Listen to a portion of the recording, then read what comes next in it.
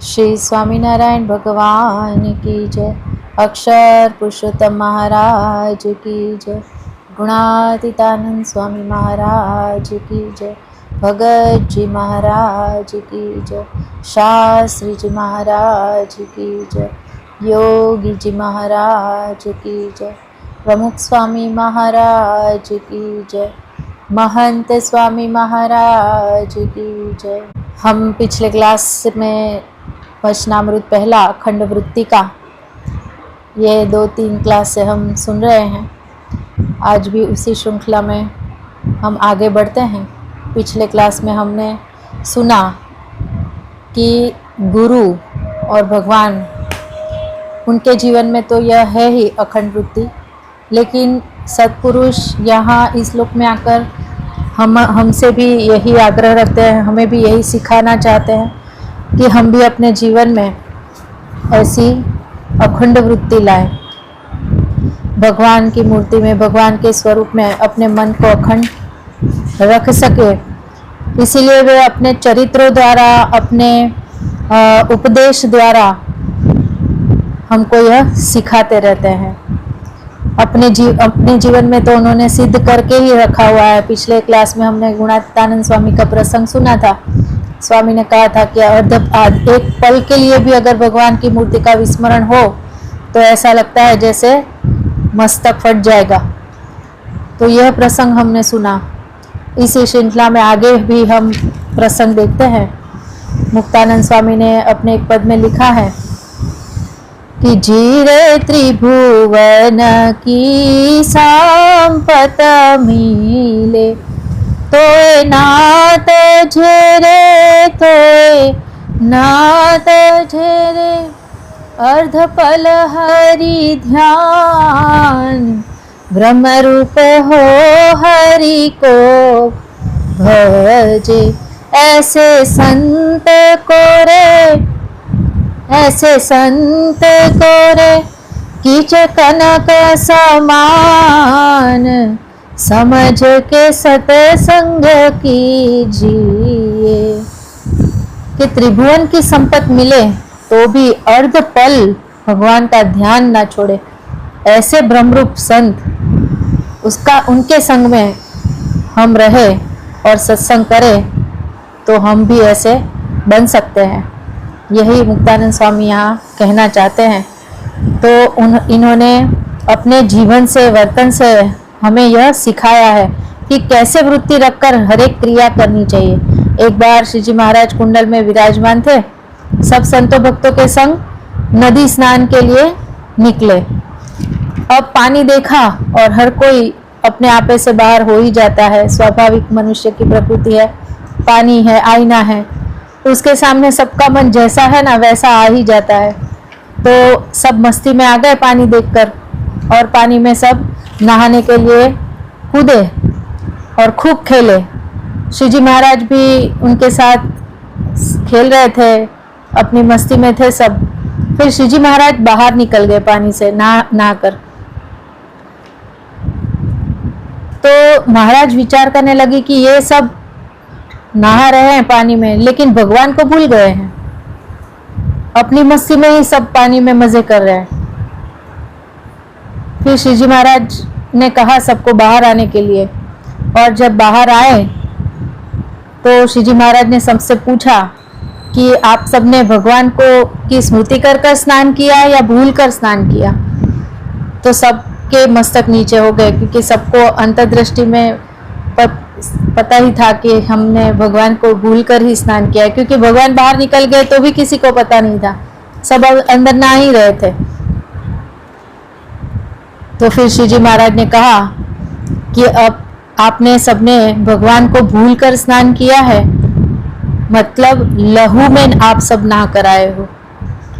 तो अब जाओ फिर से और भगवान की स्मृति के साथ स्नान करके शुद्ध होकर आओ। तो यह प्रसंग से कितना अंतर्दृष्टि कराता है ये प्रसंग हमें, कि हम दिन भर में जो भी क्रिया करते हैं ना, इससे ये रिलेटेड है कि जो भी क्रिया करें, नहाना, धोना, ब्रश करना। महंत स्वामी महाराज ने तो बीच में सबको ये दिया था, नियम दिया था कि ब्रश कर रहे हो ना तो यह सोचकर करना है कि मैं ब्रश कर रहा हूँ, यह भी भगवान को राजी करने के लिए कर रहा हूँ। मैं नहा रहा हूँ तो राजी करने के लिए नहा रहा हूँ। और सब जगह स्टिकर लगवाने के लिए दिए थे, बाथरूम में एक स्टिकर लगाना है ताकि याद आए नहाते नहाते भगवान की स्मृति करनी है। ब्रश करे तो वहां पर भी एक स्टिकर लगाना था कि ब्रश करते करते, यानी हमको आदत लगनी चाहिए इन चीज की कि जो भी क्रिया करते हैं हम तो उसमें हम भगवान को याद करके करें। तो प्रमुख स्वामी महाराज कहते थे कि भजन की प्रधानता और क्रिया की गौणता करनी है। क्रिया तो हम रोज ही करते हैं, जो भी क्रिया करते हैं, लेकिन वह स्मृति के साथ करनी है। इससे क्या होगा कि क्रिया गौण हो जाएगी और भजन की प्रधानता बढ़ेगी। तो गुणातीतानंद स्वामी के जीवन में उन्होंने भगत जी महाराज के पास इतनी सारी सेवाएं करवाई। हम जीवन चरित्र पढ़ रहे हैं तो हमें समझ आ रहा है कि कितनी 23 घंटे सेवा, इतनी सेवा करवाई, लेकिन साथ में भगवान के भजन का भी इतना ही आग्रह रखा है। क्योंकि वे कहते थे कि भजन करते करते क्रिया करते हैं तो अंतर में ठंडक रहती है, शांति रहती है। क्रिया करते करते भजन करने को नहीं कहा है, क्योंकि उसमें क्रिया की प्रधानता रहती है। भजन गौण हो जाता है, लेकिन भजन करते करते क्रिया करते हैं, मतलब भजन की महत्ता होनी चाहिए, क्रिया की नहीं। तो फॉर एग्जाम्पल हम देखें तो हम झाड़ू निकाल रहे हैं, भजन करते करते अगर झाड़ू निकाल रहे हैं तो वह ऊपर है। क्यों? क्योंकि उसमें भजन की प्रधानता है। और झाड़ू निकालते निकालते भजन करते हैं तो वह नीचे है, क्योंकि उसमें क्रिया की प्रधानता है। तो गुणातीतानंद स्वामी ने भगत जी से यही कहा कि सब सर्व करना है, लेकिन साथ में भजन का वेग भी लगाना है। थोड़े दिन के बाद पूछा गुणातीतानंद स्वामी ने प्राग जी भगत को कि प्राग जी भजन तो हो रहा है कि नहीं? तो भगत जी ने कहा कि स्वामी आपकी कृपा से जागृत में तो अखंड भजन हो रहा है। तो स्वामी ने कहा बस, तो अब ऐसा वेग लगा, अपने वेग को बढ़ा ताकि स्वप्न में भी भजन होने लगे। तो देखो यहाँ गुणातीतानंद स्वामी ने भगत जी के माध्यम से हमको ही समझाया है कि हमें क्या करना है। कितना भजन का आग्रह रखने के लिए हमें आगे बढ़ प्रोत्साहित कर रहे हैं।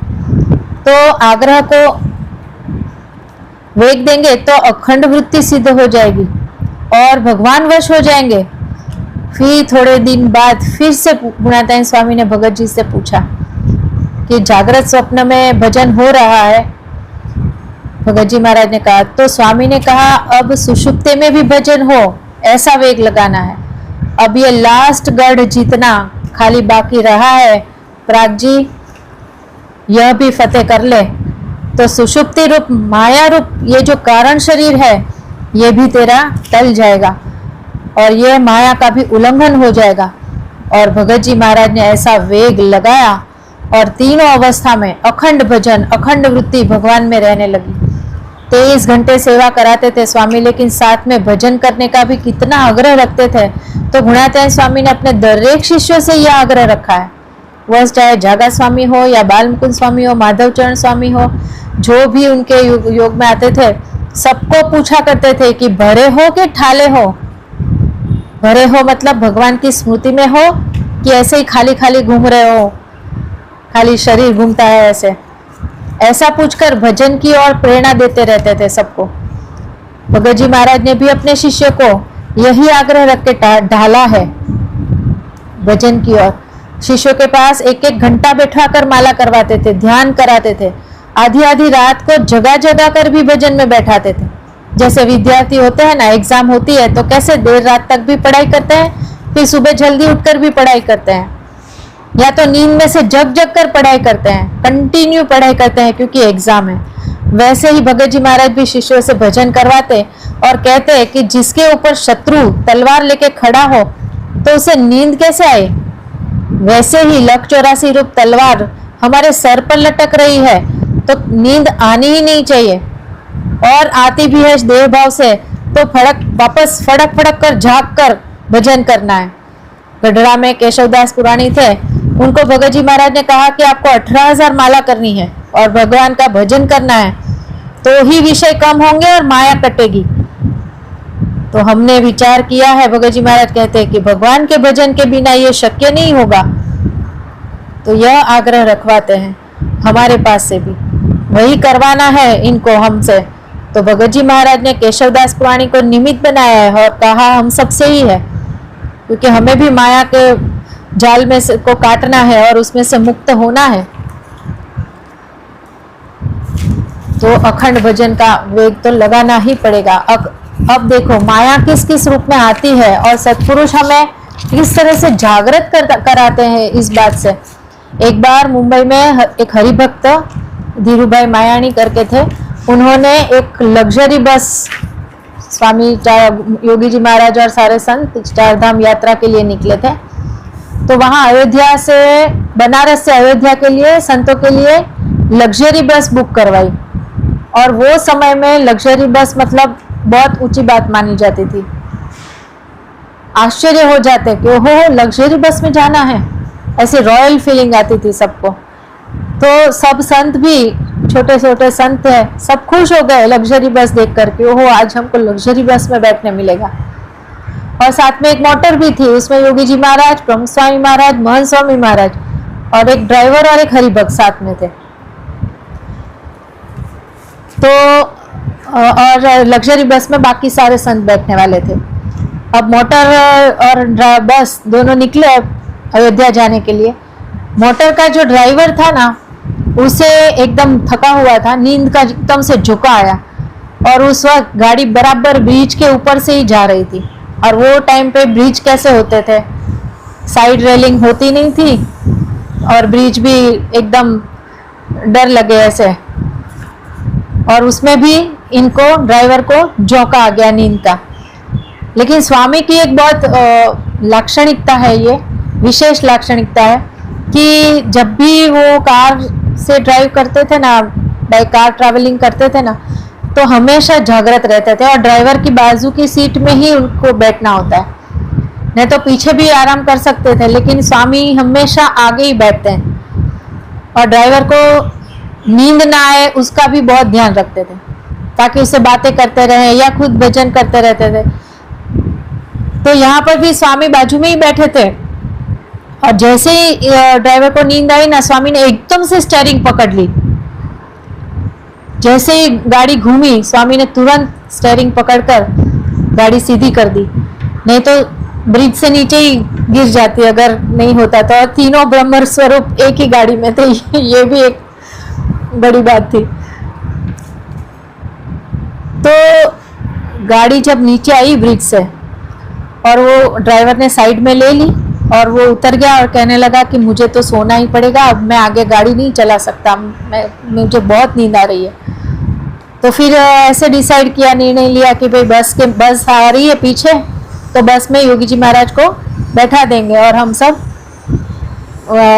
ड्राइवर की नींद कंप्लीट हो तब तक वेट करेंगे। तो थोड़ी देर में ही बस आ गई, योगी जी महाराज को भी आगे पहली सीट में सब कुछ आयोजन कर दिया और बस में बिठा दिया। अब योगी जी महाराज बस में बैठे और बैठते ही विवेक सागर स्वामी से पूछा कि आप सब क्या कर रहे थे। तो विवेक सागर स्वामी ने कहा कि आराम, लग्जरी बस है तो उसका आनंद ले रहे हैं, लाभ उठा रहे हैं। लग्जरी का अर्थ ही यह होता है कंफर्ट, तो हम सब कंफर्ट का आनंद ले रहे हैं। योगी बापा बोले, गुरु ऐसा नहीं करना है, धीरूभाई ने हमें आराम करने के लिए थोड़ी लग्जरी बस दी है, अच्छे से भजन कर सके ना इसीलिए करके दी है, तो चलो भजन करते हैं। और ऐसा कहकर सबको कहा कि चलो हरि गुण गाथा के 4 पद गाइए। तो उनके 4 पद हुए, तो फिर कहे अनुभवी के 4 पद गाओ। ऐसे करते करते करते अयोध्या तक कंटिन्यू भजन करवाया, लेकिन लग्जरी बस का सुख किसी को लेने नहीं दिया। तो भजन का आग्रह क्षण मात्र भी फ्री नहीं रहने देना, मन को फ्री ना रहने देना, यह स्वामी का हेतु रहता है। क्योंकि हम गुजराती में कहते हैं नवरू मन नखो द्वारे, जिसका मन फ्री रहता है ना वो हमेशा नुकसान ही करवाता है। योगी जी महाराज सारंगपुर में थे और एक शाम को बारिश के बाद वातावरण एकदम खुल गया, और प्रकृति पूरी ग्रीनरी और एकदम मस्त प्रकृति दिखाई दे रही थी और सूर्यास्त का टाइम हो रहा था, तो आकाश भी ऊपर एकदम सुंदर लग रहा था। तो गुणवंत भाई दाणी, मुंबई के ही हरिभक्त है, वहां बैठे थे। उन्होंने प्रकृति की तारीफ की कि देखो देखो योगी जी महाराज कितनी अच्छी लग रही है, कितनी खिली है ये प्रकृति। तो योगी जी महाराज ने कहने लगे एक संतों को कि संतों, इनको कोई कीर्तन सिखाओ और भजन में बिठाओ, उनका मन इन सब प्रकृति में घूम रहा है, मन फ्री है ना, इसीलिए ये सब नजारे देखने में मन जा रहा है। इनको कोई भजन में बिठाओ, भगवान की मूर्ति दो। तो ऐसा निरंतर आग्रह। देखो ये कितना प्रसंग, मतलब प्रकृति पुरुष तक सब कुछ नाशवंत है, सब कुछ मायामय है, सब कुछ दुख रूप है। एक सुख खाली भगवान की मूर्ति में से आता है, यह उनको यहाँ हमको समझाना है। लेकिन हमको तो प्रकृति देखने में भी बहुत रस आता है, लेकिन भगवान के हरि रस जो कहते हैं ना, भगवान में जो रस है वो वहाँ और कहीं पर भी नहीं है। तो ये हमको अंतर्दृष्टि ये प्रसंग करवाता है। डॉक्टर मधुभाई करके एक हरिभक्त है अहमदाबाद में, रोज 9 से 12 3 घंटे, बहुत बड़े डॉक्टर है, लेकिन 3 से 12 3 घंटे रोज माला फेरते हैं मंदिर में, अहमदाबाद के शाहीबाग मंदिर में आकर ठाकुर जी के समक्ष बैठकर। और वो भी 25-30 साल से ये उनका क्रम है, रोज बैठते हैं। 1978 में एक प्रकाश पत्रिका जो आती है ना सबके घर में, उसमें उन्होंने अपना एक अनुभव छपवाया था कि क्यों वो यहाँ पर आकर बैठते हैं रोज भजन करने के लिए। तो ऐसा एक अनुभव का प्रसंग उन्होंने कहा कि एक बार वे ट्रेन में कहीं जा रहे थे और उसी ट्रेन में शास्त्री जी महाराज और निर्गुण स्वामी और एक संत भी थे। तब निर्गुण स्वामी ने संपर्क किया डॉक्टर मधुभाई का, और बात में पता चला कि वे डॉक्टर है। तो निर्गुण दास स्वामी ने कहा कि ये हमारे शास्त्री जी महाराज है ना, वह थोड़े बीमार रहते हैं, तो कल आप अहमदाबाद में आमली वाली पोड़ में आना और 9 बजे सुबह, और उनका चेकअप करके कर लेना। तो क्या आप आ सकते हो? तो मधुभाई ने कहा हाँ मैं आऊँगा, कल पहुँच जाऊँगा 9 बजे चेकअप के लिए। और शास्त्री जी महाराज का चेकअप करने के लिए वहाँ पधारे। स्टेथोस्कोप उन्होंने उनकी छाती पर जैसे ही रखा तो छाती पर नाड़ी के धबकार, हार्ट के जो धबकार होते हैं वो सुनाई देने चाहिए, लेकिन उसके बदले उनको स्वामी नारायण स्वामी नारायण स्वामी नारायण सुनाई दिया। फिर छाती से स्टेथोस्कोप उठाकर पीछे पीठ पे रखा तो वहां से भी स्वामी नारायण सुनाई देने लगा। मधुभाई कहते हैं कि आज भी वो स्टेथो मैं अपनी पूजा में रखता हूँ और रोज उसके दर्शन करके इस प्रसंग की स्मृति करता हूँ, और उसी से ऐसा भजन करने का मुझे बल प्राप्त होता है, मुझे प्रेरणा मिलती है। प्रमुख स्वामी महाराज के तो रोम रोम में श्वास में भजन। एक बार स्वामी वॉकिंग कर रहे थे, धर्म विहारी स्वामी वॉकिंग दर्शन के लिए नीचे बैठे थे, लेकिन जैसे ही स्वामी वॉक करते करते उनके पास से गुजरते ना, तो उनको वो स्वामीनारायण धुन सुनाई देती। अब वो दर्शन कर रहे हैं, स्वामी चुपचाप वॉकिंग कर रहे हैं, कुछ भी नहीं बोल रहे हैं, वो भी दिखाई दे रहा है, लेकिन जब बाजू से निकलते तो भजन भी सुनाई देता था। तो यह भी अनुभव भी उनको हुआ था। डॉक्टर सामाणी करके थे, उनका भी यही अनुभव था। एक बार प्रमुख स्वामी महाराज एम्स हॉस्पिटल में एडमिट थे और डॉक्टर सामाणी स्वामी के चेकअप के लिए जाया करते थे। तो उसमें जब पहली बार वो गए तो उन्होंने भी जैसे ही स्टेथो स्वामी के चेस्ट पे रखा तो स्टेथो में से उनको स्वामी नारायण आवाज सुनाई दी। तो ऐसा तो कितनों का अनुभव है। स्वामी को किसी ने पूछा कि आपकी हॉबी क्या है, तो प्रमुख स्वामी महाराज ने कहा भजन करना और कराना। इवन उनके पासबुक, ये होता है ना, क्या कहते हैं, पासपोर्ट, तो उसमें भी जो भी लीगल डॉक्यूमेंट्स होते हैं उसमें भी सब में प्रोफेशन लिखना पड़ता है ना, तो प्रोफेशन में उन्होंने यही लिखवाया है कि भजन करना और कराना। 2005 में दिल्ली अक्षरधाम का ओपनिंग हुआ था, तो जिन्होंने स्वामी का बाईपास किया ना, ऐसे डॉक्टर सुब्रमण्यम, वे भी आए थे अक्षरधाम दिल्ली। अक्षरधाम देखकर बहुत प्रभावित हुए थे और फिर उन्होंने प्रमुख साईं महाराज से पूछा था कि what is your next project. तो स्वामी ने कहा कि भजन करना और कराना, यही हमारा मुख्य मूल प्रोजेक्ट है। बाकी मंदिर बनाना, ये स्कूल, हॉस्पिटल, ये सब तो बाय प्रोडक्ट है। तो मोटा पुरुष हमें अपने जीवन से ये सिखाते हैं कि भजन करने से कैसी स्थिति हम प्राप्त कर सकते हैं। गुणातीत स्वामी ने भी अपनी बात में यही बात कही है कि भगवान में मन रखे, ऐसे थोड़े हैं, बाकी तो पूरे मंदिर का व्यवहार चला है, ऐसे भी है, लेकिन कदापि भगवान में मन न रहे तो भी निरंतर कथा वार्ता करनी और कथा वार्ता में मन रखना, उसके लिए भी निरंतर ऐसा संग मिले तो यह हो सकता है, नहींतर ऐसा नहीं हो सकता। इसीलिए क्रिया का प्रवर्तन किया है तो उसमें जो भी करे उसमें भगवान का संबंध रहे, बस यही उनका सिद्धांत है कि भगवान में मन रहे। मतलब यहाँ क्या कहा कि क्रिया का इसीलिए प्रवर्तन किया है, मतलब ये मंदिर में जो भी उत्सव होते हैं, मंदिर में जो भी सेवाएं होती है, झाड़ू पोछा रोज का करना या मंदिर की साफ सफाई, मंदिर का बांधकाम, जो भी क्रिया अभी चल रही है बीएपीएस में, इसका प्रवर्तन सत्पुरुष कहते हैं ये करवाया गया है, कर रहे हैं हम जानबूझकर। क्यों? क्योंकि उसके संबंध में रहें तो ही ये हो सकता है, तो ही मन लगेगा इसमें, क्योंकि संग भी तो मिलना चाहिए ना। संग जैसे ही टूटा कि खत्म, फिर आपको आगे बढ़ा आप बढ़ ही नहीं सकते। तो संग बलवान है, इसीलिए ये संग रहे हरिभक्तों को एक दूसरे का, इसीलिए यह सब मंदिरों का व्यवहार ये सब खड़ा किया गया है। बाकी मूल प्रोजेक्ट तो भजन करना और कराना ही है।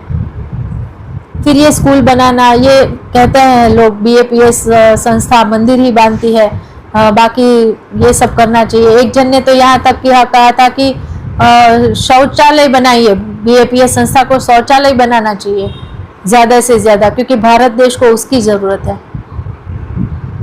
कैसी मानसिकता आज लोगों की है ये समझ में नहीं आता है, मतलब कुछ गहराई से कुछ विचार ही नहीं करते हैं। शौचालय बनाना सरकार का काम है, बीएपीएस का नहीं है।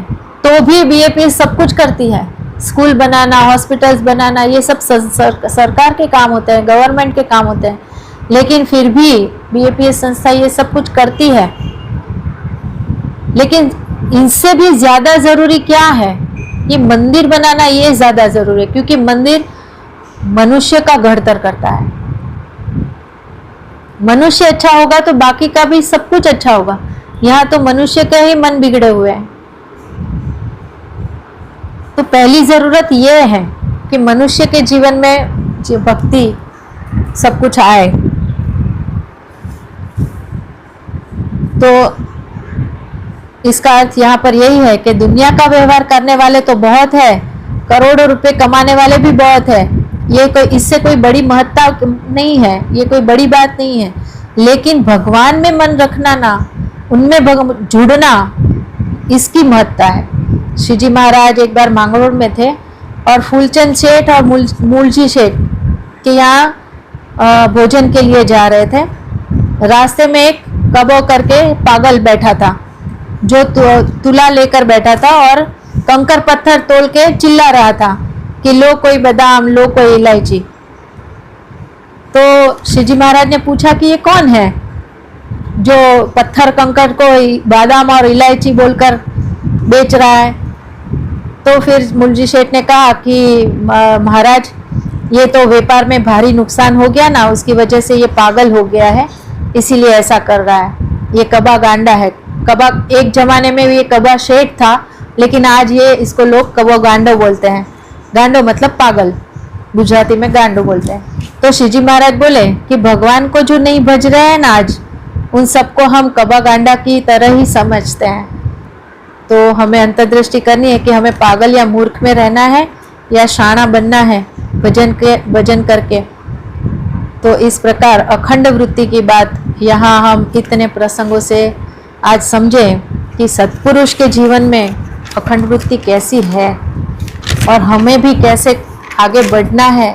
एक एक प्रसंग हमें कितना कुछ समझा जाता है, कितना कुछ सिखा जाता है कि हम अंतर्दृष्टि कर सकते हैं कि क्या स्वामी की तरह हमारे जीवन में यहाँ पर ये है, नहीं है। तो हम अभ्यास, कोई भी चीज़ है ना, अभ्यास से आसान हो जाती है। पहले थोड़ी शुरुआत में कठिन लगती है, लेकिन प्रैक्टिस से है ना हम इसको सिद्ध कर सकते हैं।